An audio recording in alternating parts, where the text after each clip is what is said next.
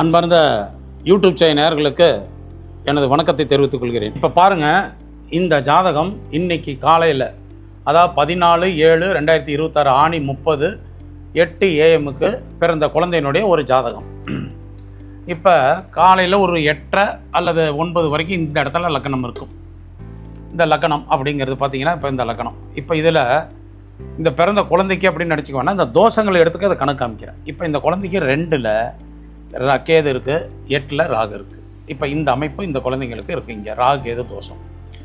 இதே காலையில் இன்னும் ஒரு 2 மணி நேரத்துக்கு முன்னாடி, காலைல 6லேருந்து 8 வரைக்கும் ஒரு 1/4 மணி நேரத்துக்கு முன்னாடி இந்த குழந்தை பிறந்தது, 1/2 மணி நேரத்துக்கு முன்னாடி பிறந்தால் லக்கணம் இதுவாக இருக்கும்.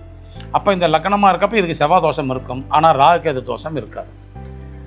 இதுக்கு அடுத்தது இப்போ 8லேருந்து 10 வரைக்கும் பார்த்தீங்கன்னாவும் இங்கே ராகு கேது தோஷம். அப்போ நம்ம மெயினாக எடுத்துக்க வேண்டியது இந்த தோஷங்கிறது ஒரு நாளைக்கு 4 மணி நேரத்தில் பிறக்கிற குழந்தைங்களுக்கு எப்படி பார்த்தாலும் அந்த ராகு கேது தோஷம் வந்துடும். அதே மாதிரி செவ்வாய் தோஷம் இங்கே 2 மணி நேரம் இருக்கிறவங்களுக்கு செவ்வாய் தோஷம் வரும். இது லக்கணத்துக்கு 12ஆம் வீடு. இப்போ இதே லக்கணம் இங்கே இருக்கிறப்போ இப்போ இந்த விருச்சிக லக்கணமாக இருந்தால் அங்கே செவ்வாய் தோஷம் வரும். இப்படி இதே துலா லக்கணமாக இருந்தால் 8ல் செவ்வாய் வரும். இந்த மாதிரி கும்ப லக்கணமாக இருந்தால் 4ல் செவ்வாய் வரும். இப்படி பாருங்கள், அந்த தோஷங்கிறது ஒரு நாளைக்கு பிறக்கிற குழந்தைங்களுக்கு எந்த நேரத்தில் வருதுங்கிறத மட்டும் பாருங்கள். ராகுகே தோஷம் 4 மணி நேரத்தில் வருது. செவ்வாய் தோஷம் அப்படிங்கிறது 4 லக்கணங்களில் சம்மந்தப்படுறவங்களுக்கு வரும். அப்போ 8 மணி நேரம். அப்போ ஒரு நாளைக்கு 12 மணி நேரத்தில் ஒரு குழந்தை பிறக்கிறப்ப 12 மணி நேரங்களில் பிறக்கிற குழந்தைங்களுக்கு இயல்பாகவே ராகுகேது தோஷமோ அல்லது செவ்வாய் தோஷமோ வருகிறது என்பது மிக நிதர்சனமான உண்மை அப்படிங்கிறத எடுத்துங்க. அப்போ பாதிக்கு பாதி 24 மணி நேரத்தில் ஒரு 12 மணி நேரத்தில் பிறக்கும் குழந்தைகளுக்கு இந்த தோஷம் செயல்படுகிறது அப்படின்னு. இது இந்த லக்கணம். அதே போல் இங்கே பார்த்தீங்கன்னா மகரம் கும்பம். அப்போ இந்த 4 லக்கணம். அப்போ இந்த 8 மணி நேரம் இந்த கால்குலேஷன் பாருங்கள்.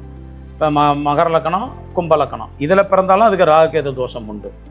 கடக லக்கணம், சிம்ம லக்கணம், இந்த 4 லக்கணத்தில் எந்த லக்கணத்தில் ஒரு குழந்தை பிறந்தாலும் அந்த தோஷம் உண்டு. அதே மாதிரி செவ்வாய்க்கு இதே மாதிரி தான். அப்போ இந்த ராகுகேது தோஷம் எனக்கு இருக்குது, கல்யாணத்தப்போ செவ்வாய் தோஷம் இருக்குது, இதுதான் கல்யாணத்தை பாதிக்குது அப்படிங்கிறத தான் நிறையா ஜோதிடர்கள் திருமண வாழ்க்கையை பாதிக்கிறதுக்கு ஒரு காரணமாக சொல்லிக்கிறாங்க. நம்ம அப்படி எடுத்துக்கவே வேண்டியதில்லை. அந்த தோஷங்கிறது நட்சத்திரத்தை பொறுத்து அல்லது அந்த நட்சத்திரம் இருக்கிற இடத்த பொறுத்து மாறக்கூடிய வாய்ப்பு இருக்குது. இப்போ இன்றைக்கி நட்சத்திரம்னா புனர்பூச நட்சத்திரம். இப்போ புனர்பூச நட்சத்திரம் அப்படிங்கிறது இந்த குழந்தை இந்த லக்கணத்தில் 8 மணிக்கு பிறந்துருச்சு. புனர்பூச நட்சத்திரங்கிறது கடகத்தில் இங்கே இருக்கும், மிதனத்தில் இருக்கும். எத்தனை மணி வரைக்கும்னா நைட்டு சாயங்காலம் 7-6 வரைக்கும் இருக்கும். நேற்று நைட்டு 2:51 அதான் நேற்று கிட்டத்தட்ட 3 மணியிலேருந்து இன்றைக்கி நைட்டு 7 வரைக்கும் புனர்பூச நட்சத்திரம் இங்கே இருக்கும். சந்திரன் இந்த புனர்பூசத்தில் இருக்கும். கரெக்டாக 7-6 இங்கே வந்துடும். 7-6க்கு பின்னாடி நைட்டு மாறி அடுத்த இதுக்கு போயிடும், அதாவது பூசத்துக்கு போயிடும். புனர்பூசத்துலேருந்து பூசத்துக்கு போயிடும். அப்போ இந்த நட்சத்திரத்தை மட்டும் இந்த 8 மணிக்கு எடுத்துக்குவோம். நட்சத்திரம் இங்கே ராசி இங்கே இருக்கும். 7 மணிக்கு மேலே கடகராசிக்கு வந்துடும். 3 நாள் இங்கே இருக்கும். இப்போ கடகலக்கணம் கடகராசின்னு வரப்போ பலன் மாறுபடும். கடகலக்கணம் மிதுன ராசிங்கிறப்ப அது ஒரு பலன், கடகலக்கணம் கடகராசிங்கிறப்ப அது ஒரு பலன். இந்த இடத்துல குருச்சந்திர யோகம்ங்கிறது வந்துடும். சந்திரன் 7-6க்கு மேலே இத்தனை தோஷம் இருந்தாலும் குருச்சந்திர யோகம்ங்கிற ஒரு அமைப்பு வந்துடும். அப்போ லக்கணாதிபதியோட குரு சேர்ந்துட்டு அனைத்து தோஷங்களும் நிவர்த்தி. அப்போ பாருங்கள், ஒரு 7 மணி நேரத்தில் அந்த குழந்தை பிறப்பு வித்தியாசத்திலேயே தோஷத்தை நிவர்த்தி பண்ணக்கூடிய அமைப்பு. அதனால தான் ஒரு பிறப்பு நேரம்ங்கிறது மிக மிக முக்கியம், ஒரு குழந்தை பிறக்கிற நேரம். இப்போ இங்கே லக்கணம் அப்படின்னு எடுத்துக்கிட்டிங்கன்னா இது எந்த பாவத்தில் இருக்குன்னா ஆயில்யம் அப்படிங்கிற புதனோட பாவத்தில் இருக்குது. இந்த புதனோட 3ஆம் பாவத்தில் இருக்குது. இன்னும் ஒரு குறிப்பிட்ட நேரத்தில் 4ஆம் பாவத்துக்கு போயிடும். அதுக்கப்புறம் ஆட்டோமேட்டிக்காக இங்கே மகத்துக்கு இங்கே வந்துடும். அப்போ லக்கணம் மாறிக்கும்.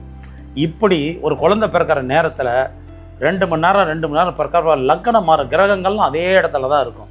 இதில் எதுவுமே இன்றைக்கி நைட்டுக்குள்ளே சந்திரனை தவிர எதுவும் மாறாது. இரவு 7-6க்கு சந்திரன் மட்டும் இங்கேருந்து இங்கே வந்துடும். நாளைக்கு சந்திரன் அதே ராசியில் இந்த கட்டத்தில் நட்சத்திரத்தில் மாறி இருக்கும்.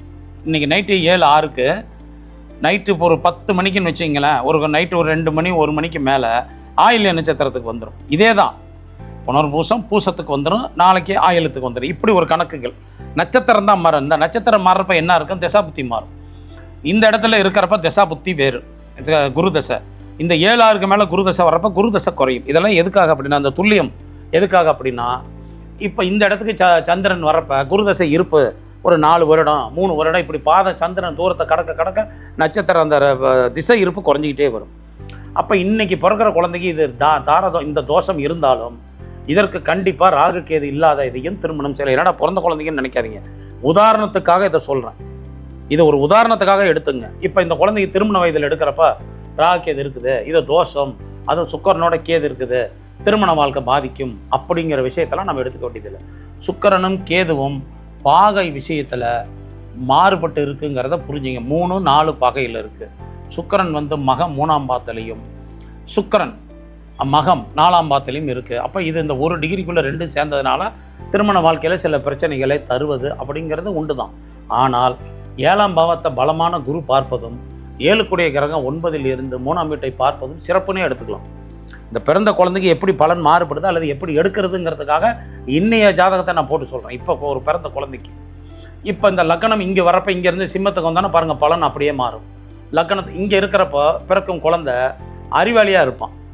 தெய்வ பக்தியில் நம்பிக்கை இருக்கோ இல்லையோ தான் அறிவாளியாக இருப்பான். பிறருக்கு அறிவுரை சொல்ல கொடுத்துல. ஏன்னா குரு உச்சம் பெற்ற குரு லக்னத்தில், பாக்கியாதிபதி லக்னத்தில். அப்போ தந்தை முன்னோர்கள் புண்ணியம் செய்தவர்கள் அப்படிங்கிற விஷயத்தை எடுத்துக்கணும். இப்படி ஒரு பிறந்த குழந்தைக்கு நாம் எடுத்துக்கலாம். தந்தை நிலை இப்போ இந்த இடத்துல இப்போ பிறக்கிற ஒரு குழந்தை பிறந்துருச்சுன்னா தந்தை நிலை, தாயார் நிலை, இதுக்கு உடன்பிறப்பு இருக்கா இல்லையா அப்படிங்கிறதெல்லாம் நம்ம எடுத்து நாம் சொல்லிக்கலாம். இப்போ இந்த நேரத்தில் ஒரு 8 மணிக்கு இந்த குழந்தை பிறந்தது. இப்போ இந்த குழந்தை பிறப்பு நேரத்தில் நாம் பலன் எடுக்கிறோம். லக்னாதிபதி எங்கே இருக்கார்?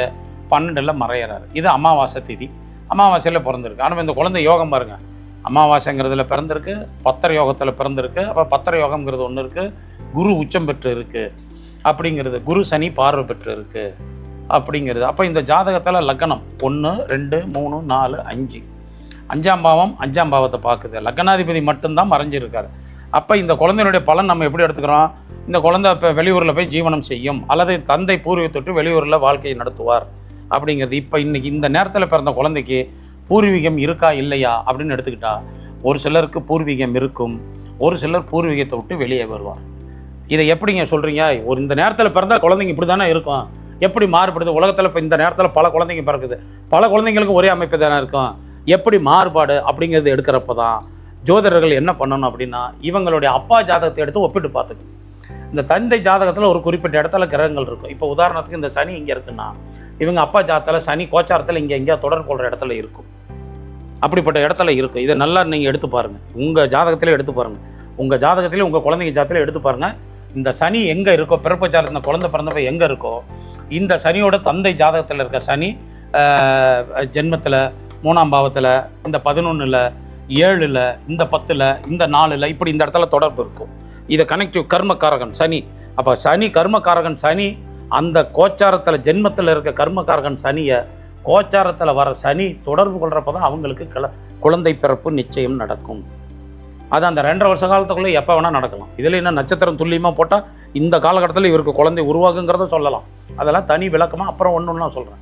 இது இன்றைக்கு ஒரு குழந்தை பிறந்தால் இந்த ஜாதக அமைப்பு இப்படி ஒரு அரை மணி நேரம் கழித்து வரப்போ இங்கே லக்னம் மாறுபடும். இப்போ லக்னம் மாறுபட்டால் இங்கே எப்படி வருதுங்கிறத சொல்கிறேன். இங்கே லக்னத்தில் சுக்கிரன் இருப்பார், கேது, இது ராகு கேது தோஷம் அப்படிங்கிறதுங்க. இப்போ இந்த இடத்துல செவ்வாய் லக்னத்தை பார்ப்பதற்கு ஒரு வித்தியாசம் உண்டு. இங்கேருந்து கேட்குறாங்க, இவனுக்கு எனக்கு உடன்பிறப்பு சகோதரன் இருக்குமா அப்படின்னு ஒருத்தர் கேட்டாங்கன்னா நீங்கள் என்ன சொல்லலாம் அப்படின்னு கேட்டால், பிறந்தோடனே கேட்பாங்க இவனுக்கு சகோதரன் முன்னாடியே தான் இருக்கானா, இல்லை அடுத்து இது ஒரு பெண் குழந்தையாக பிறந்துருச்சு இந்த நேரம் இவனுக்கு சகோதரன் இருக்கானா அப்படின்னு கேட்குறாங்கன்னா அதுக்கு நம்ம பதில் சொல்ல தெரியும்.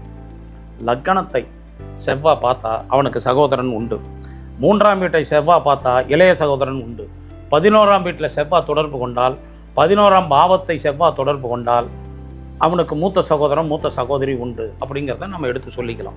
அப்போ இந்த நேரத்தில் பிறக்கிற குழந்தைக்கு ஒரு முதல் குழந்தையாக இருந்தால் அடுத்த சகோதரன் உண்டு அப்படின்னு எடுத்துக்கலாம், இல்லை மூத்த சகோதரன் உண்டு இப்படிங்கிறத தான் நீங்கள் கணக்கு எடுத்துக்கணும். இப்படி ஒவ்வொரு பாவத்துக்கும் பலன் எடுக்க சொல்ல நம்ம தெரிஞ்சுக்கணும். இப்போ இந்த வருட கிரகங்கள்லாம் இங்கே தான் இருக்கும், ஆனால் லக்கணம் மாறுபட பலன் எப்படி மாறுபடுவது? இதே இந்த லக்கணம் இங்கே இருக்குது, கன்னி லக்கணம் அப்படின்னா 12ல் கேது இருக்குது, மறுபிறவி அற்ற ஜாதகம், தாம்பத்திய வாழ்க்கையில் பிரச்சனை ஏற்படும் அப்படிங்கிறத நாம் எடுத்துக்கணும்.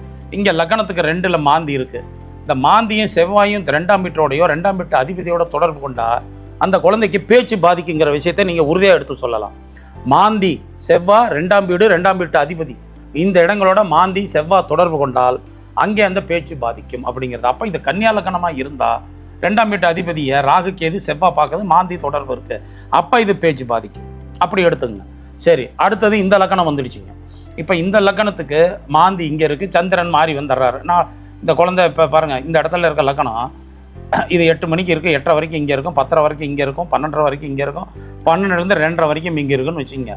2:30 மணிக்கு, அதாவது நான் சொல்கிறது பகல் ஒரு 2:30 அப்படிங்கிறப்போ, அப்போ பகல் 2:30 வரைக்கும் சந்திரன் இது தான், அமாவாசை திதி தான். அப்போ இந்த இடத்துல லக்கணத்துக்கு வந்துருச்சுன்னா குழந்தை மாந்தி லக்கணத்தில் இருக்கப்போ அதுக்கு லக்கண தோஷம் அப்படிங்கிற ஒரு விஷயம் வருது. எப்படி லக்கண தோஷம் வருது? லக்கணத்திலேயே மாந்தி அப்படிங்கிறது இருக்குது, லக்கணத்திலேயே மாந்திங்கிற கிரகம் இருக்குது, அது ஒரு தோஷம். லக்னாதிபதி ராகு கேதோட பிடிபடுவது அது ஒரு தோஷம். லக்கணத்துக்கு 2ஆம் வீட்டு அதிபதி 2ஆம் வீட்டை பார்த்து செவ்வாய் மாந்தி தொடர்பு கொள்வது தோஷம். அப்போ இந்த குழந்தைக்கு நோய் எதிர்ப்பு சக்தி குறைவாக இருக்கும், அல்லது பேச்சு வளர்றப்ப பேச்சு பல்லு இதுக்கெல்லாம் பாதிப்பு வரும், நேர் இளைய சகோதரன் பிறப்பதை தடுக்கும், இப்படி பலன் எடுத்துக்கணும். அப்போ இந்த ராசி கிரகங்கள்லாம் இந்த ஒரே இடத்துல இருக்க சந்திரன் தான் சுற்றி சுற்றி வந்துட்டு இருக்கும். ஒரு 24 மணி நேரத்துக்கு ஒருக்கா சந்திரன் மட்டும்தான் மாறிக்கிட்டு இருக்கும், 6 மணி நேரத்துக்கு ஒருக்கா சந்திரன் பாகை மாறும். ஆனால் இந்த மற்ற கிரகங்கள்லாம் மாதக்கோள்கள் வருடக்கோள்கள்லாம் அப்படியே தான் இருக்கும். ஆனால் இந்த வருடக்கோள்களுக்கு பலன் எடுப்பது எப்படி? இங்கே இருக்கப்போ சனி 9ல் இருக்குது, இங்கே இருக்கப்போ சனி 6ஆம் பாவத்தில் இருக்குது, இங்கே இருக்கிறப்போ சனி 8ல் இருக்கார். இப்படி பலன்கள் இங்கே இருக்கப்போ சனி நேராக லக்கணத்தை பார்க்குது. அப்போ கன்னியா லக்கணமாக இருந்து சனி லக்கணத்தை பார்க்குறப்ப சனி மாந்தி லக்கணத்தை பார்த்தா அவன் குடும்பத்தில் ஒரு பிரேத சாபம்னு ஒரு சாபம் உண்டு அப்படிங்கிறத நாம் சொல்லணும். அந்த பிரேத சாபம் என்ன அப்படின்னா, இவன் குடும்பத்தில் பரம்பரையில் ஒருவர் 47 வயதுக்குள்ளே இறந்திருப்பார்கள் அப்படிங்கிறத நம்ம எடுத்துக்கலாம். இது ஏன் இன்னைய நாளை வச்சு சொல்கிறேன்னா உங்களுக்கு எளிமையாக புரியும். லக்னம் மாறுபடுறப்ப ராசிக்க கிரகங்களை வச்சு பலன் எடுப்பது எப்படி அப்படின்னு. நைட்டு 7-6க்கு மேலே சந்திரன் இங்கிறப்ப திதி மாறும்.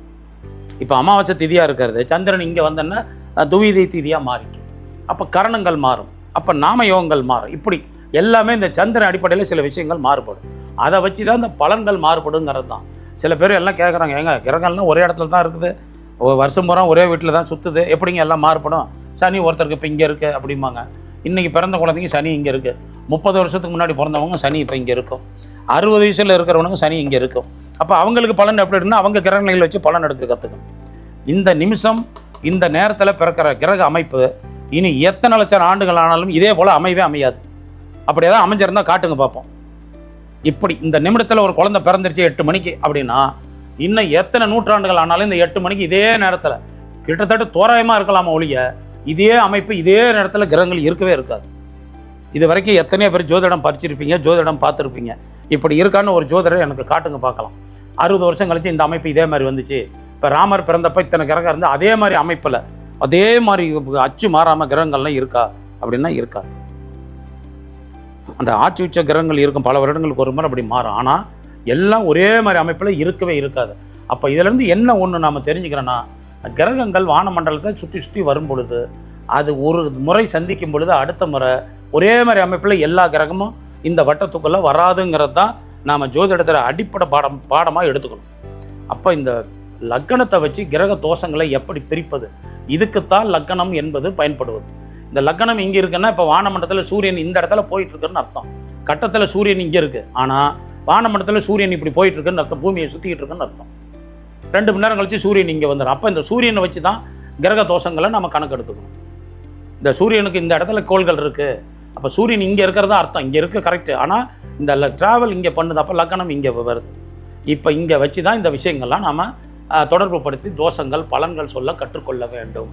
அப்போ இந்த லக்கணத்துக்கு ராகேது தோஷம் இருக்குது, அடுத்த சிம்ம லக்கணத்துக்கு ராகேது தோஷம் இருக்குது, இந்த லக்கணத்துக்கு கன்னியா லக்கணத்துக்கு வரும் பொழுது பலன் எப்படி மாறுபடுகிறது.